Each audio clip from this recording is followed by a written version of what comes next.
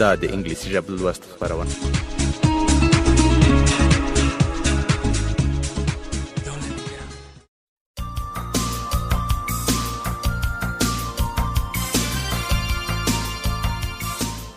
ډېرو خوږو او قدرمنو اوریدونکو او د انګلیسي ژبې لوست مینوالو، انګلیسي ژبې لوست مو هرکلی کوو.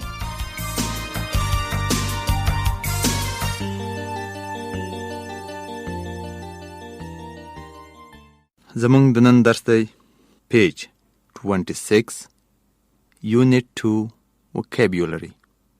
Unit 2 Vocabulary. مخکې له دې چې په Unit 2 پیل وکړو، وارلمخه یا وړاندې مونږ د Unit 2 لغتنامه یا Vocabulary لولو. Nouns اسمونه. اول به اسم تعریف کړو. اسم څه شی دی؟ اسم هغه کلمه ده چې د شیانو، اشخاصو، ځایونو او یا ایډیا یا فکر د نومولو لپاره استعمالیږي. اسم هغه کلمه ده چې د اشخاصو، شیانو او ځایونو او همدارنګه د یو فکر یا ایډیا د نومولو لپاره استعمالیږي. د مثال په ډول وایو: ښوونکی، زده کوونکی، احمد، صابر، جاوید. دا نومونه دي، د اشخاصو نومونه. کتاب، قلم، موټر، بایسکل، دا بیا د شیانو نومونه دي. د ځایونو نومونه لکه ښوونځی، روغتون، کور، خوست، کابل، افغانستان او داسې نور. دا بیا د ځایونو نومونه دي. یو بل ډول نوم چې هغه فیزیکی وجود نه لري بلکې وجود یې په بل څه کې وي، لکه پوهه، علم، ښکلا، دروغ، رښتیا. دا یو تاټ، یو ایډیا یا یو فکر بیانوي. اوس راځو د دې کتاب اسمونو یا نومونو ته یا د دې یونټ. باتروم، تشناب، هغه تشنابونه چې د لامبلو لپاره معمولاً له هغې استفاده کیږي. بیډروم، د خوب کوټه. ډاینینګ روم، د خوراک کوټه. هوم، کور. هوم کله کله د وطن لپاره هم استعمالیږي. کیچن، پخلنځی یا اشپزخانه. لایبرری، کتابتون. لیوینګ روم، د ناستې کوټه. ټلیفون، تلیفون. یارد، حویلی یا انګړ. ورب، فعل. فعل هغه کلمه ده چې د کار کولو یا حالت لرلو باندې دلالت کوي. کار کول یا حالت لرل دا فعل بلل کیږي. د مثال په ډول سټډي. سټډي مطالعه کول، دا یو کار دی. گو، تلل، ډرینک، څښل، ایټ، خوړل. دا هغه فعلونه دي چې کار کول ښیي. خو حالت لرل لکه سلیپ، ویده، ویده کیدل. prepositions. د اضافت توری. د اضافت توری هغه توری دی چې په جمله کې د اسم یا ضمیر رابطه د جملې له نورو برخو سره ښیي. اسم یا ضمیر دا په جمله کې د نورو تورو سره تړي. at home, at the library, in the kitchen, on the telephone. The at preposition معمولاً د کور، مکتب، روغتون، کتابتون دا ډول ځایونو لپاره استعمالیږي. او in بیا معمولاً د کیچن، روم، حتی کنټری، هیواد، ولایت دې دپاره استعمالیږي. خو بیا هم داسې مشخص په انګلیسي ژبه کې نه دی څرګند شوي یا نه دی واضح شوي چې at او in موږ په کوم ځایونو کې په څه ډول استعمال کړو. د استعمال مواردې په دقیقه توګه نه دی ښودل شوي، ولې معمولاً دا هغه وخت سړی پوهېدی شي چې خپله د انګلیسي ژبې له ویونکو سره مخامخ شي. خو معمولا بیا هم at home, at the library, at school, at hospital په دې ځایونو کې ډېر استعمالیږي. معمولا چې نه ډېر غټ وي او نه هم ډېر کوچني. in the kitchen په پخلنځي کې. on the telephone په تلیفون باندې، یعنی یو څوک د تلیفون په کرښه دی، وایو he is on the telephone. pronouns ضمیر یا ضمیرونه. he, she. he نارینه ضمیر دی چې د سړیو لپاره استعمالیږي. she ښځینه ضمیر دی چې د ښځو لپاره یا مؤنث لپاره استعمالیږي. he دی، she دی. determiners مشخص کوونکی. determiners مشخص کوونکی. determiners a n دا درې کلمې یا توري determiners دي. دلته ا او دا راغلی خو n نه دی راغلی. ا د هغو اسمونو لپاره راځي چې شروع په کانسونانټ وي او n هغه اسمونه چې شروع په واول سره شوي وي n استعمالو. د مثال په ډول a book یو کتاب، an orange یو نارنج. خو دا کلمه مونږ هغه وخت استعمالو چې یو څه مشخص وي. د مثال په ډول که مونږ وایو give me a book یو کتاب ماته راکړه، که چیرې کتاب مشخص وي give me the book دا کتاب ماته راکړه. یا وایو a student یو زده کوونکی، the student دغه زده کوونکی. expressions اصطلاحات. come in دننه راتلل. I don't know زه نه پوهیږم. I don't remember زما نه دی په یاد. just a minute فقط یوه دقیقه. just a minute فقط یوه دقیقه هغه وخت که څوک له تانه غوښتنه وکړي چې ما ته دا کار وکړه یا دا شی مې پکار ده، نو ته هغې ته وایي just a minute یوه دقیقه وخت راکړه. no نه او دا د حیرانتیا یا تعجب په وخت کې استعمالیږي. exclamation دی. یا د yes informal یا غیر رسمی شکل دی. yes هو رسمی ډول. که مونږ چیرې په رسمی ډول غواړو د چا پوښتنه ځواب کړو yes وایو، او یا په غیر رسمی شکل. اوس راځئ په یونټ 2 پیل وکړو. یونټ 2 on the telephone page 20 شلم مخ. Unit 2 on the telephone په تلیفون باندې. Mike is calling Bob. Mike باب ته تلیفون کوي. Sam is answering the telephone. Sam په تلیفون کې ځواب ورکوي. Calling تلیفون کول، زنګ وهل. Answering ځواب ورکول. Sam hello سلام. Mike hello Bob آیا تاسو باب یې؟ کله چې دلته سوالي علامه راغلی ده پوښتنه داسې نه ده شوې چې له وړاندې له دوی وپوښتي ته څوک یې. hello Bob یعنی د خپله کلمه یې د سوالي په شکل اظهار کړي یا ویلې ده. no this is Sam نه زه سام یم. this is دلته د زه معنا ده. no this is Sam نه زه سام یم. Mike oh hi oh سلام.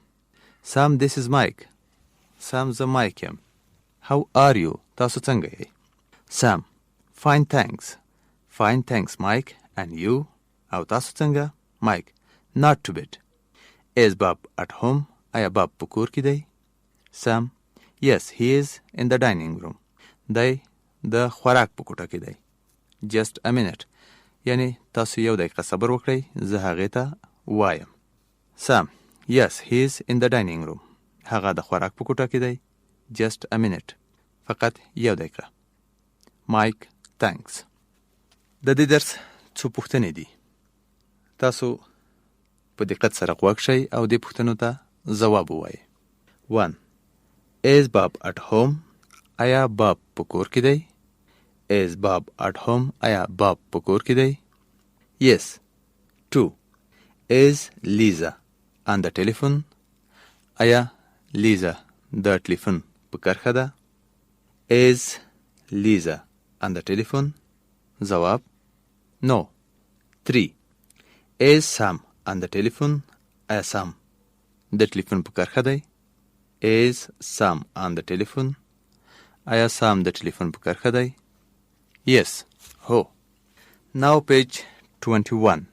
Presentation 1. B. Yes no questions and answer with he, she. Preposition in and at. Summary A1.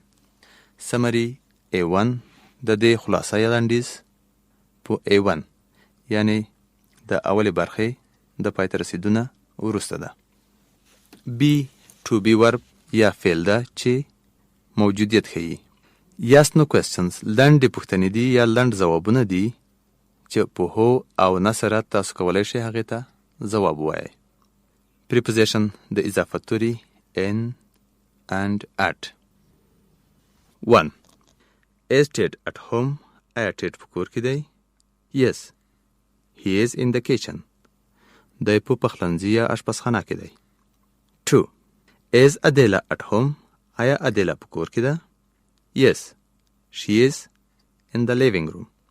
هو، دی د استوګنې په کوټه کې ده. 3. Is Sam at home? آیا سام په کور کې دی؟ Yes. He is in the bathroom. دی په تشناب کې دی. 4. Is Lisa at home? آیا لیزا په کور کې ده؟ Yes. She is in the bedroom. هو، دی په bedroom یا د خوب کوټه کې ده. Skill building 2. Ask and answer questions. پوښتنه وکړئ او پوښتنو ته ځواب ورکړئ. Ted, dining room. پوښتنه په دې ډول جوړه کړئ او ځواب هم په دې ډول. Student 1. Is Ted at home? آیا ټیډ په کور کې دی؟ Student 2. Yes, he is in the dining room.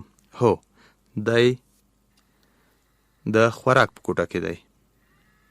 معمولاً په نورو هیوادونو کې د خوب لپاره ځان ته کوټه وي، د خوراک لپاره ځان ته او د ناستې لپاره ځان ته. 1. Adela, living room. دا به څنګه جوړوئ؟ Is Adela at home? آیا ادیلا په کور کې ده؟ Yes, she is in the living room. 2. Mr. Young, kitchen. Is Mr. Young at home? Yes, he is in the kitchen. هو، دی په پخلنځي یا اشپزخانه کې دی. 3. Sam, bedroom. Is Sam at home? آیا سام په کور کې دی؟ Yes, he is in the bedroom. هو، دی په bedroom یا د خوب کوټه کې دی. 4. Is Lisa at home? Yes, she is in the dining room. دی د خوراک په کوټه کې ده. 5. Bob, bathroom. Is Bob at home? Yes, he is in the bathroom. 6. Eleanor, kitchen. Is Eleanor at home? آیا Eleanor په کور کې ده؟ Yes, she is in the kitchen. هو، دی په پخلنځي کې ده. 7. Mike, dining room. Is Mike at home? آیا Mike په کور کې دی؟ Yes, he is in the dining room. هو، دی د خوراک په کوټه کې دی. 8. Joyce, bedroom. Is Joyce at home? Yes, she is in the bedroom. هو، دی د خوب په کوټه کې ده. Interaction 3. Making a telephone call. دلته تاسو یو چاته تلیفون کوئ او له هغې نه بیا پوښتنه کوئ چې فلانی چیرې دی. ستاسو یو بل ملګری بیا ځواب درکوي. دلته یو نوم ولیکئ. هیلو شریف، هیلو احمد، یا هر نوم چې ستاسو خوښ وي. هیلو احمد. Is اقبال at home?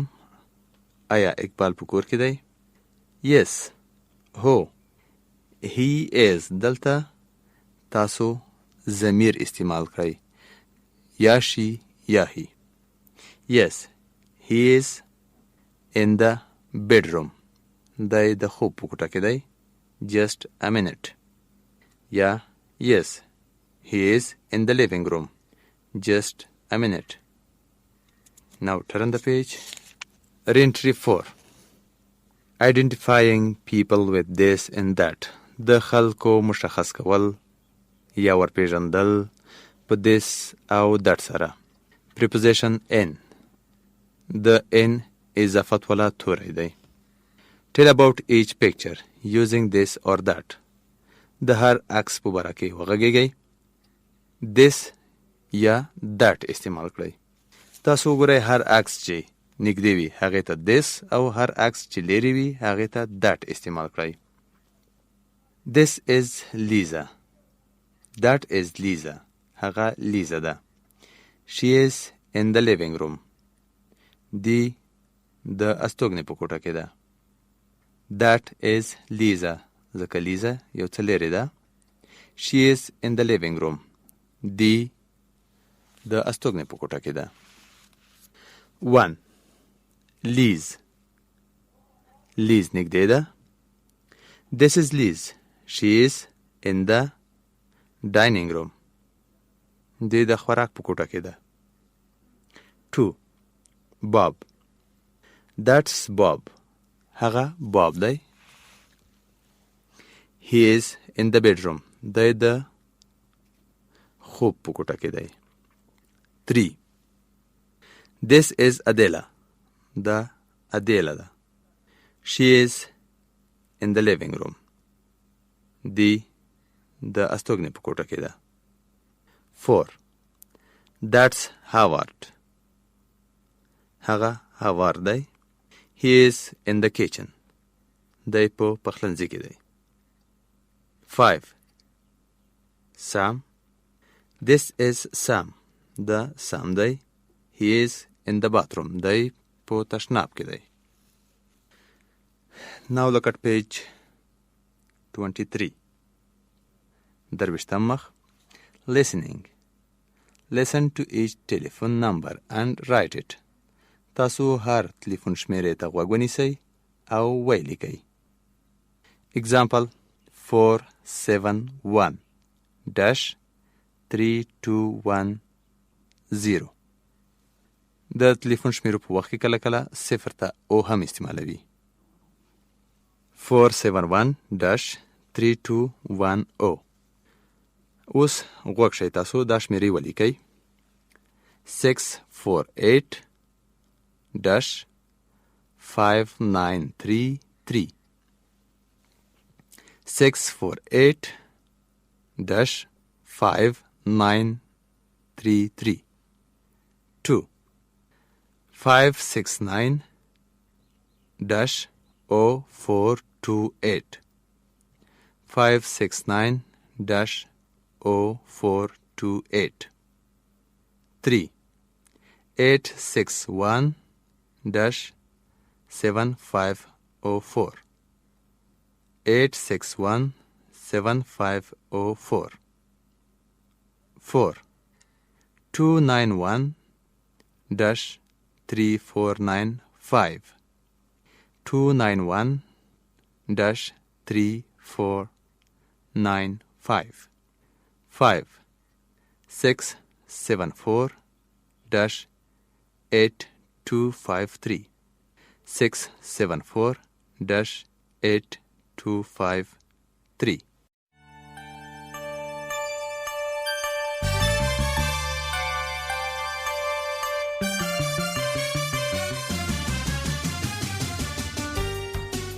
قدرمنو زده کوونکو، زموږ د نن انګلیسي ژبې لوست همدومره و. تاسو هڅه وکړئ چې راتلونکی درس یو ځلې له ځانه سره مخکې له مخکې ولولئ. هغه وخت به تاسو ته اسانه وي چې په درس زر پوه شئ. تر راتلونکي مو بیا په مهربانه څښتن سپارو. خوشحاله اوسئ.